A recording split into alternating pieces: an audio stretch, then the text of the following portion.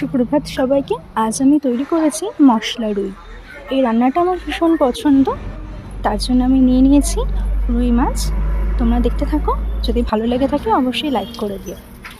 এবার মাছটাকে আমি ম্যারিনেট করছি, দিয়ে দিচ্ছি নুন, হলুদ গুঁড়ো, কাশ্মীরি লঙ্কার গুঁড়ো আর রিফাইন তেল দিয়ে ভালো মতন মশলাগুলো মাখিয়ে নেওয়ার পর আমি মাছগুলো এখানে ভেজে নিচ্ছি। বেশ লাল লাল করে ভেজে নেব। ভেজে তুলে নিয়েছি। এবার আমি এখানে একটা মশলা তৈরি করেছি, দিয়েছি আদা, রসুন, জিরে। মশলাটা তৈরি করার পর তেলে দিলাম ফোড়ন, দিয়েছি গোটা গরম মশলা, তেজপাতা, শুকনো লঙ্কা। তারপর এখানে দিয়েছি পেঁয়াজ কুচি। পেঁয়াজটা বেশ লাল লাল করে ভেজে নেব। তারপর দিয়ে দেবো তৈরি করা মশলাটা। মশলাটা দিয়ে ভালো মতন কষিয়ে নেওয়ার পর এখানে আমি অ্যাড করছি স্বাদ মতো নুন, হলুদ গুঁড়ো আর দিচ্ছি কাশ্মীরি লঙ্কার গুঁড়ো। ভালো মতন কষিয়ে নেওয়া হয়ে গেলে যখনই তেল ছেড়ে আসবে দেখতেই পাচ্ছ, তখন আমি এখানে অ্যাড করব গরম জল।